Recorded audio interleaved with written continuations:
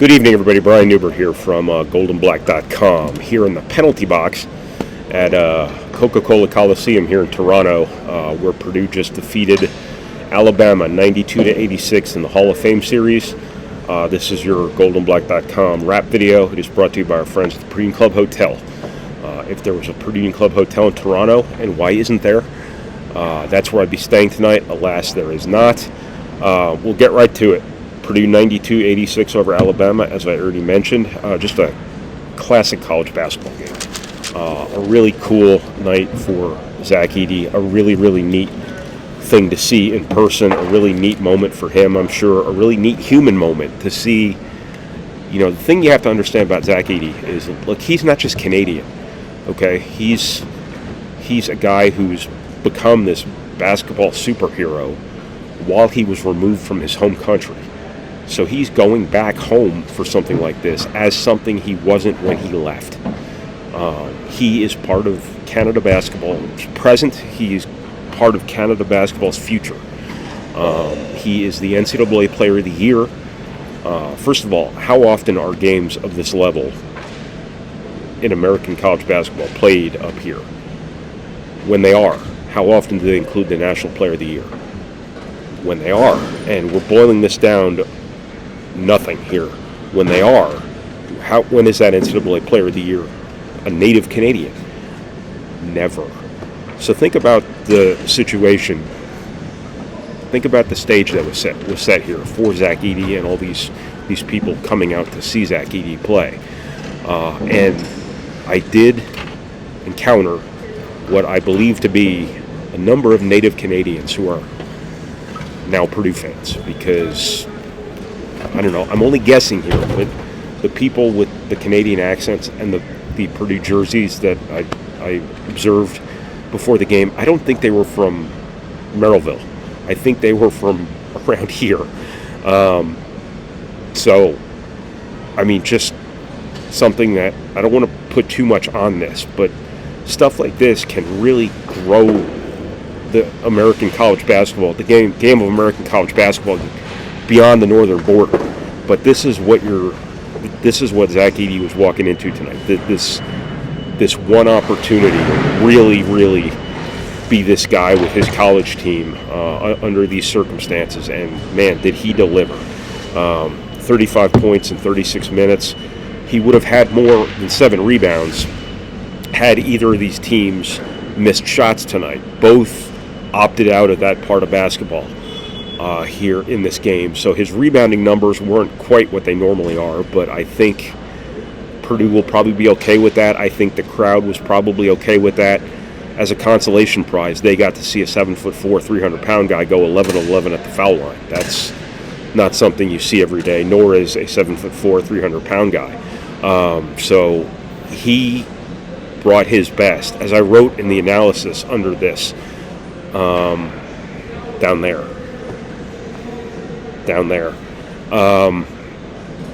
Every time you think this guy's shown you his best, he does something else. You know, a big part of that this year, too, with him is Braden Smith. Him and Ross-Ade have just this great synergy going. It's without overstating it, there's kind of a Stockton Malone thing going on here. I don't want to say on a smaller scale, but because it's not a smaller scale, but it's obviously not 2 NBA Hall of Famers. But the synergy those two guys have going right now is just fantastic. And Purdue turned to its 2 guys, and its 2 guys acting as one. That little 2-man game that, you know, Purdue has been turning to, and I know it's a variety of different plays. I just call it their pick and roll stuff. Braden Smith and Ross-Ade together in that have been really good, and that's where, you know, first off, you have to give Purdue a lot of credit for just in the first half, you know, some words to live by, folks. Some days you just get your ass kicked. Kids, that's one to grow on. That's a piece of wisdom that we all have to learn one way or another. And some days you just get your ass kicked. In sports, when a team comes out and makes 13 threes in the first half against you, 13 of 25, and they have just told you all we're going to do is shoot threes. And they make like 52% of them in the first half. That's one of those moments where a lot of teams could just be like, yeah, you know what, we're just going to get buzzsawed tonight. Cool. Purdue, didn't flinch. Then when, they opened the second half like crap. When Purdue was only within 2 at half. Sorry, I'm still a little bit congested. When Purdue was only down 2 at half after being down a dozen and after seeing Alabama make 13 first half threes, you thought Purdue had this game won. That it was just the way I perceive Purdue is the kind of the long run sort of view where how are the last 5 minutes going to go, the way this is playing out. And I thought that Purdue had the game won at halftime when they were only down 2. Then they come out in the first 4 minutes and they basically slip on the ice that was under the floor and turn the ball over a couple times. Alabama gets out in transition. All of a sudden it's back to 9. That's when you're like, maybe it's not Purdue's night. But to Purdue's credit, they fought back and they got up 9. And then to Alabama's credit, they fought back again because when Purdue was up 9, this game was over.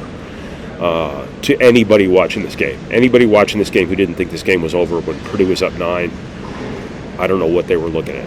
But Alabama gets the lead back somehow. And it's just that kind of game, just an awesome basketball game. Back and forth, left and right, up and down, whatever. But then it's just, it's Purdue's 2 dudes. Ross-Ade and Braden Smith were just masterful in the second half of this game. The final 10 minutes of this game, and that's a hell of a luxury to fall back on, and not just have one special player, but 2 special players, and 2 special players who can combine like Voltron into one super special player, one super special operation, that being obviously Edey and Smith in their chemistry together, their synergy together, their ability to play in pick and roll, their ability to play off one another.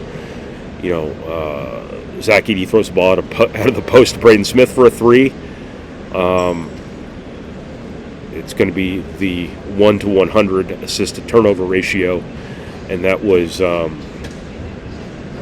Ross-Ade paying Braden Smith back for like a month and a half of assists. So just a really, really awesome foundational piece here Purdue has with those 2 guys who were elite down the stretch of this game. And the reason Purdue obviously overcame some really adverse circumstances, showed some real maturity, showed some real poise, as did Alabama. I think you have to give them a lot of credit too. That's a really good offensive basketball team with adults, as it seems like every team Purdue's playing these days is 23-year-old adults. But they played like adults. They made shots like adults, and good for them. And you have to give them a lot of credit too for hanging in there and somehow getting that lead back after they had went from blowing Purdue out to getting blown out, and yet they still fought back. And I'm kind of losing a little bit of control over this here, but I think some red flags in this was Purdue's rebounding in the first half, those long rebounds when Alabama did actually miss. I think part of that was the landscape of the floor. Alabama's completely spread out. All their guys are facing the basket. Purdue's guys are all spread out, and their backs are to the basket. Alabama's looking at the shot as it goes up. Naturally, they're going to get that first step. I think that was probably part of it. But this isn't the first time that an opponent has really run down a lot of offensive rebounds against Purdue. And then they made threes off of it, too. And that was, in the moment, that was kind of backbreaking for Purdue. Something that kind of was remedied in the second half. I think you have to give Purdue a lot of credit for that. I think Camden Heide and Caleb Furst in particular did a great job crashing the glass for those long rebounds. In the second half, I think Caleb Furst and Mason Gillis were a huge part of this win. I think Ethan Morton did some really good things, but Furst and Gillis were just kind of all over the place. And, this wasn't a game for Trey Kaufman-Renn with the way it was being played defensively.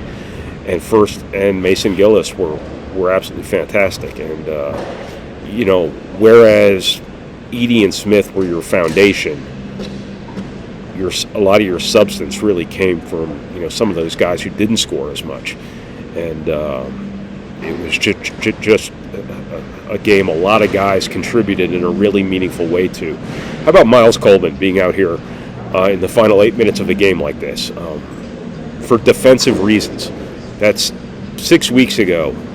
Nobody ever would have guessed that, because games like this where every little mistake can be like a 6-0 run the way Alabama's shooting, Painter either trusting him or having no other option from a defensive perspective. I don't know if one's a compliment, but the other one certainly is. But he held up his end great. I mean, everybody was struggling defensively with what Alabama was doing to get those open threes. I don't know if Colvin struggled any more than anybody else did, but I think that's probably the reason he was out there as much as anything. Made a big shot that he probably didn't see coming, because somehow a 7'4", 300-pound guy moved between two Alabama guys to tip the ball up with one hand to Mason Gillis, who threw it over his head to Miles Colvin. So it's not like Colvin's standing there running a play. He's just kind of like, what? Exactly like that. Big shot he made in a big moment, and good for him. That was kind of the story of the second half for Purdue. But I don't think this was any sort of red flag defensively for Purdue, because opponents are going to try to spread Purdue out and shoot threes. Good luck to them. You're not going to make 13 of 25 very often. Alabama was probably surprised it made 13 of 25. I mean, this is a good three-point shooting team. Don't think this was an outlier. This is a 41% team coming in. Probably a good idea to expect them to shoot 41%, but 41% on 25 attempts. I'm not going to do math off the top of my head correctly, nor should I. Is nowhere near what that first half was. Purdue will probably see somebody try to do this again, maybe in March. And if they make 13 and 25 threes in that very, very unlikely event, hey, Purdue has just shown it can win anyway. It can figure it out. It can find ways, and underscoring this point, it can find ways to, when you are getting buzzsawed, just attach yourself to the opponent. Just stick to them and just wait for your time. And that's exactly what Purdue did. Just found a way to keep this a game and not fall behind 20 when a lot of teams would have been down 30 in the first half. This being a 2-point game at halftime was a credit to Purdue's stick-to-itiveness. It's stubbornness. It's craftiness. It's whatever. And that's as much a part of the story as Purdue actually dominating the final 10 minutes of this game. I shouldn't say dominating, because they gave up the lead again, but really, really coming up big during winning time. Winning time wouldn't have been winning time had Purdue fallen behind by 20 points in the first half, which it very easily could have. You have to give them a lot of credit for being buoyant and stable when it could have gotten, its doors blown off even more than they were. So, look, that's what I got from this 92-86 win over Alabama for Purdue. Fly back tomorrow. It has been a nice couple days here in Canada.